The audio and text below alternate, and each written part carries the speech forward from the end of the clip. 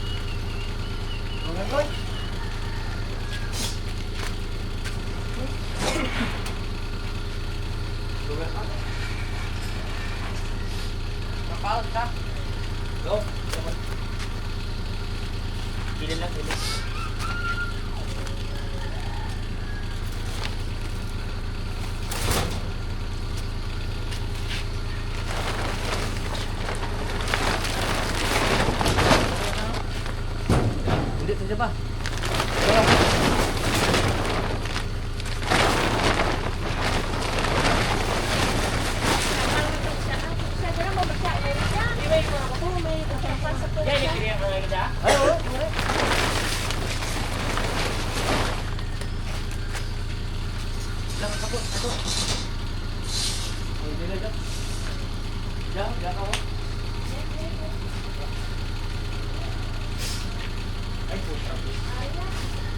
Ay, ano yung baklon?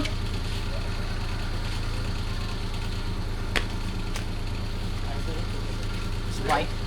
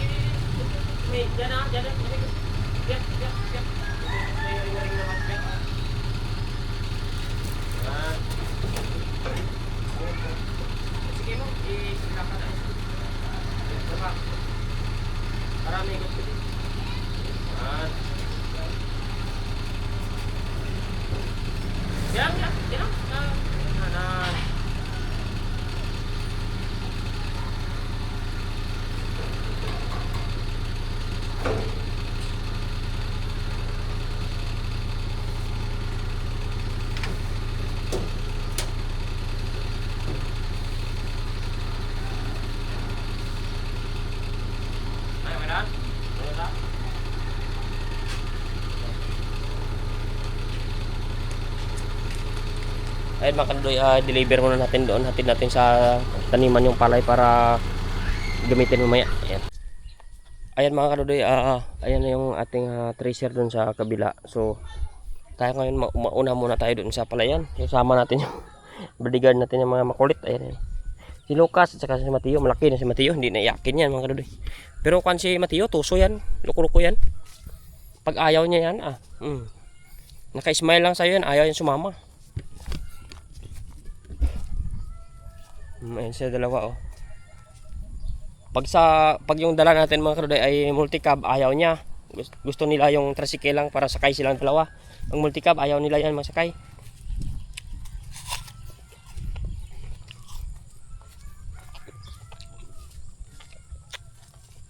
Ayan oh, malaki na yung mga palay na dito. Tingnan din natin yung atin doon bago tayo maani. Dapat mauna tayo doon. Mga kaludoy, share ko lang sa inyo yung mga patakaran dito. Pag kami nagpapagapas ng palay, hindi naman sa lahat alam ko sinusunod ito, at hindi naman may kanya-kanya naman tayo mga paniniwala. Kami kasi naniniwala kami sa kuan, sa buntot at saka sa ulo ng ahas. Iwan ko lang sa nakakaalam, kasi kami alam namin yung mundo daw ay may kuan yan, may ahas. So nakakuan yan siya, bawat buwan umiikot yung ahas sa mundo. Mayroon yung tatawag na siyempre yung north, south, east, west. Hindi tayo pwede halimbawa ganito yung palayan mo, isang diretso doon, isang diretso, apat yan, siyempre apat na side yan. Hindi kung doon nakaharap yung ahas sa dulo, mga ganyan, at dito yung buntot niya, hindi tayo pwede magpagapas na nakasalubong sa kaliskis niyan, kasi ganun yung paniniwalaan. Ako mga kaludoy, hindi man ako masyado sinishare ko lang yung mga kwan dito, yung mga kinaugalian na sinusunod pa namin sa mga matatanda. Yung buntot ng ahas kasi, at saka yung ulo niya, yung tawag ba sa amin dito ay bakunawa, yung nilulunok niya yung buwan, alam niyo ba yon? Lahat ng mga makapanood ng video natin, sa mga subscribers natin, lalo na kung mga sa Visayas area, alam nila yung tinatawag na bakunawa, yung malaking ahas sa Kalawakan. Ganun yun, yung malaking ahas. Kaya yung mga pag-aani natin palay ay hindi po pwedeng pag ikaw may-ari, pat maaga ka pa andun ka na. Kagaya ngayon, wala pa sila dito, andito na ako yan, iniikot natin yan. May mga binabanggit tayo, hindi ko na sasabihin bago tayo kailangan may isang tao muna, may panimula yan. Hindi po pwedeng pagdating ng tao magkarambula sila na parang nag-aagawan, anihin nila yung palay mo. Hindi ganun yun. Hindi po pwedeng ganun yan. Ang pagsisimula ng ani ay organize yan. Grabe yung hinog na yung katabi natin mga kaludoy. Ihilo na yung palay niya, ang bilis. Ano? Hinog na. Ang bilis din oh. Ito yung katabi natin oh. Ang bilis din oh, hinog na yung palay niya. Ganon yun mga kaludoy. Ako sinishare ko lang, hindi ko man pinipilit kung saan man kayo na mga lugar. Hindi man sa lahat ng lugar ay ganon yung patakaran. Pero ako naman ay, kami naman dito halos ganon man. Hindi ko lang alam sa iba kung sinusunod na. Pero ako hindi ko talaga inano yan. Iniitsipwera yung mga kinaugalian na kuwan ng mga matatanda, kasi ganon yun. O halimbawa kung saan yung araw, di ba? Andun yung araw. Yun yung tinatawag ng silangan natin o sidlangan natin. Kung andun nakaharap yung ulo ng ahas, dito siyempre sa north yung kuwan niyan, buntot niyan. So hindi tayo pwedeng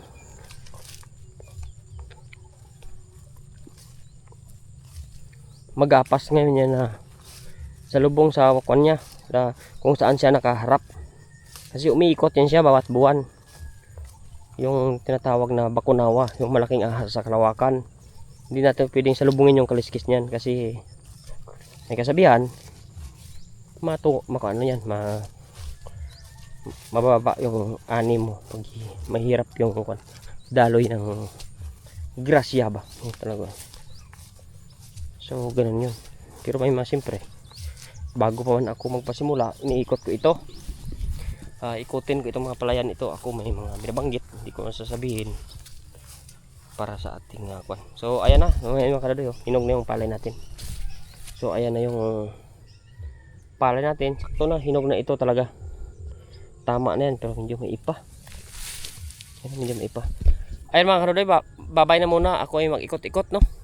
Babay na muna at tabayan na nyo lang mamaya. Babay. Ayan mga karadoy, ibaba na natin yung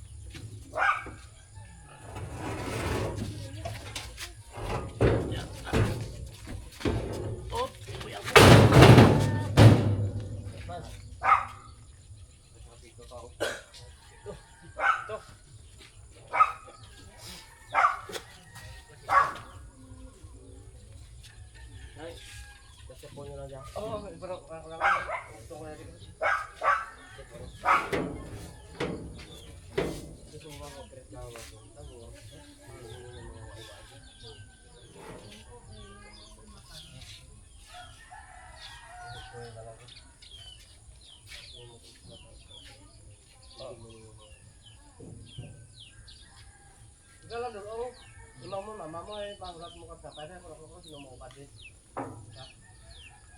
Ay mo dulu ko ko. Para imam mo mama mo. Dito lo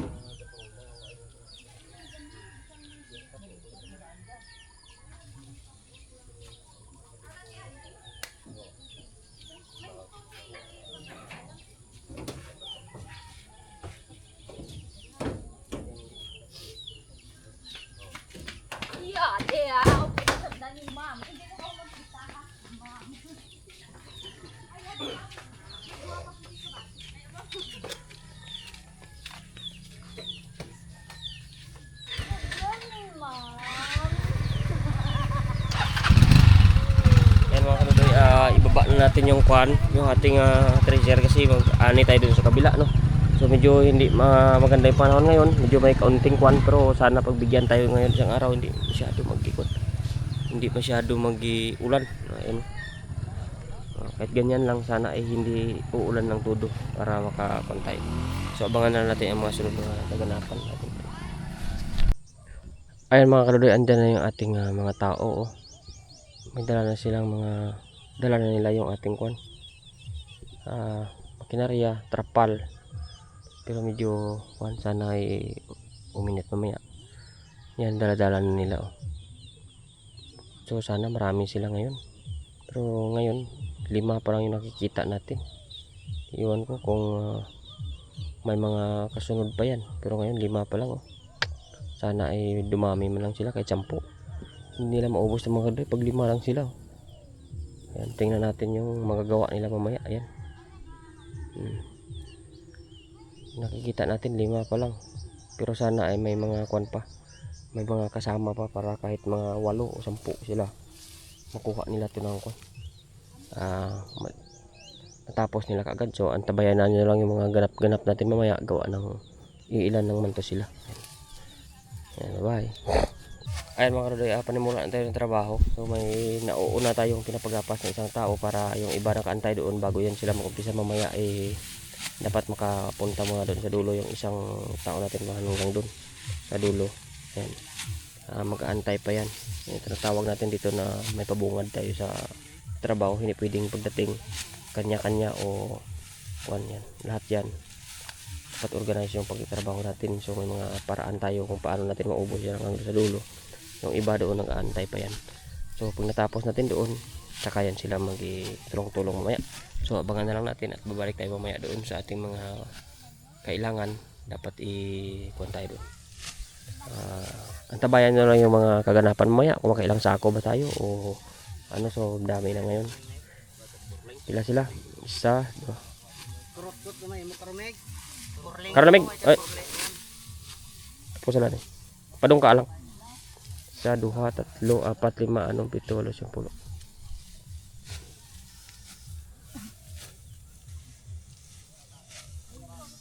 Mga siguro pulo. Pila kita? 12. 3 siguro. Isa, duha, tatlo, apat, lima, anong, pito, walo. Mga 12. Ayan, abangan nyo lang yung mga sunod na mga kaganapan. Ayan mga kaludoy, simula ng trabaho. Ayan. Tapos na yung ating pasimula doon. Kaya kuha na yan. So ingat-ingat lang kung sa trabaho nila. Ayan.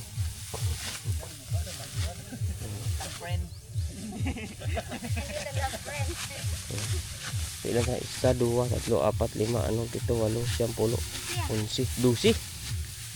12. Kulang pa kay ng Carmelite ka rin. Pala ka dyan kung din ka. 12 na mga. Uwi muna tayo. Mukuha muna tayo doon. Maganda kung ano may kailangan nila. I-give tayo ng tubig. Mga yelo, ice para kuan. Ayan. Mga karoon, babay na at kung ano. Yan, anihan na. Yan, bye-bye. Ayan mga karoon, tayo ay bumili ng kuan, ng merienda doon. May namatayan sa amin dyan, kamag-anak din namin. Bata pa yun, halos siguro mga 1 taon lang yung ikatanda ko doon sa babae. Namatay, matagal na kasi yan, ospital siya, parang sinasalinan siya ng dugo. Ngayon mga 2 years na rin yan siguro, o 3 years niyang survival yan, o 2 years siguro higit. Tapos ngayon nabalitaan ko namatay. At mayroon pa dyan, isa man kami namatay, 2 yung namatayan dito sa amin ngayon.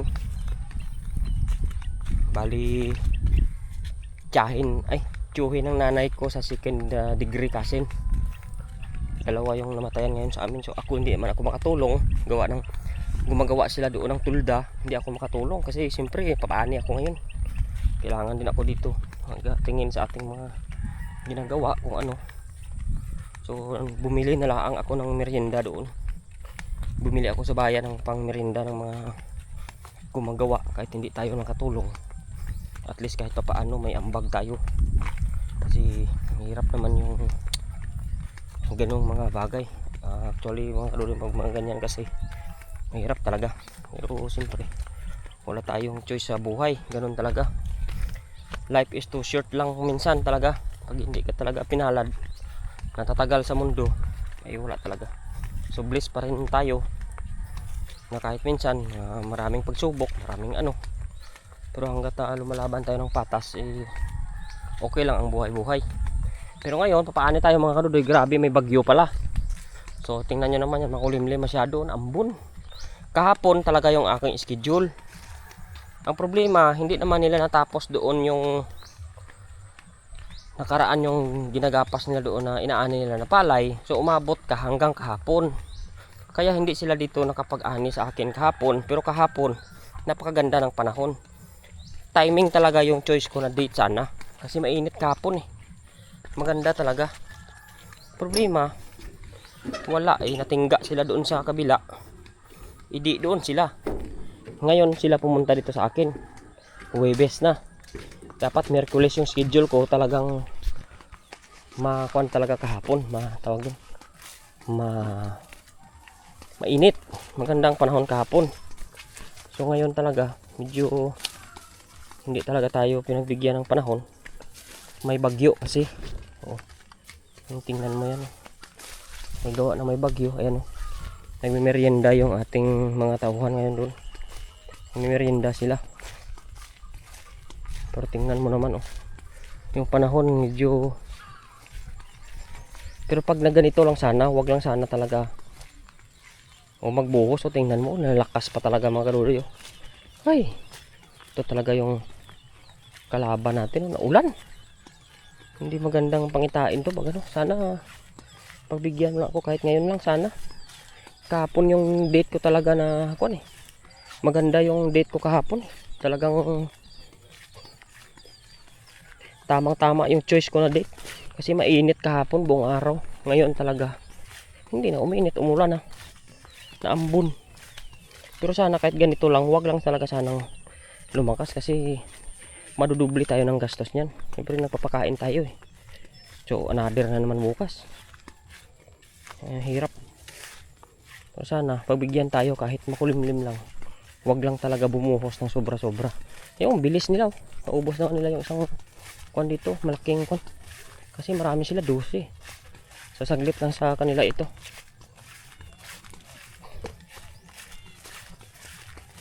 Tingnan mo naman. Ang bilis lang nila. Naubos na nila to. Ubos na. Okay. Saglit lang naman sana to. Problema, naulan lang talaga. Saglit na lang yan. Kunti na lang yun sa dulo.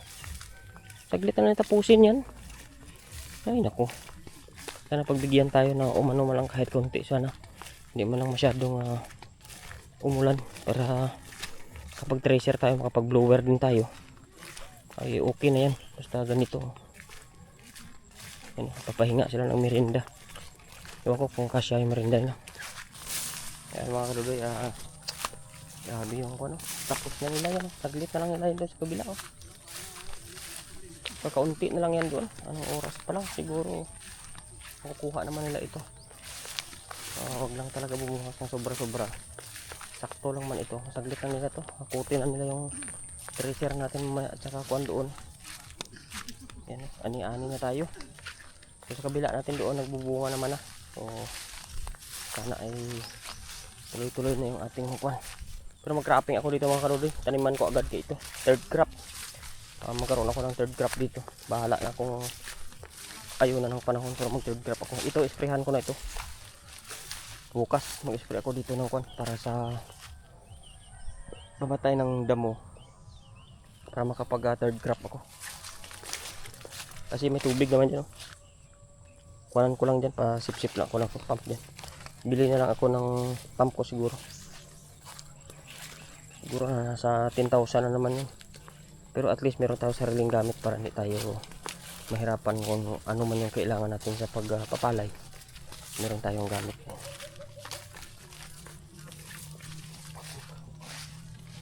Mabilis lang to. Dito na sila. Saglit lang nila yan. Isprayan natin to para maganda-ganda yung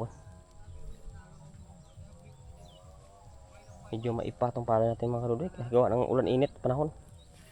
Ito yung kalaban natin eh. Bukod pa sa mga insekto na walang mga laman. Pag pinipisel-pisel ko wala. Sa isang kuwan niya marami talagang ipa. Wala. Magkano lang yung abutin natin pa. Paano na lang tayo pero lugi ito. Alam ko na to. Pag ganito yung tayo ng palay lugi na to. Pero di tayo kuwan tayo uli. Taniman natin ulit ng third crop yan. Bye. Ay mga kadudoy, nag-iipon na sila. So maya tatapos na nila yan.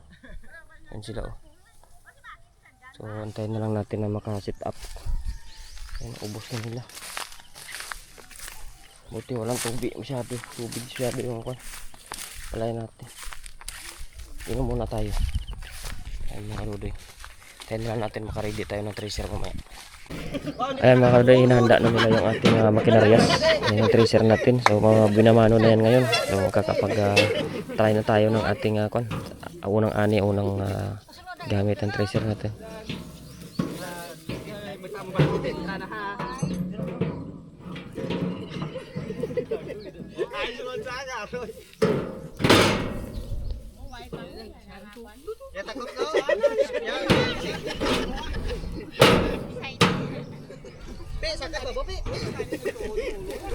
Yan mga kadudoy, pinupwesto na.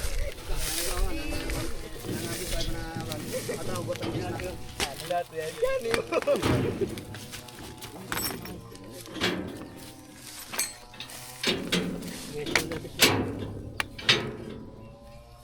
taekwondo. Takod Koreanas pa baba. Hindi, takot na yung motor. Ay mga kalili, abangan na lang natin pag-andar mo. Ay mga kalili pa, umpisa na. Simula mo ito mo sa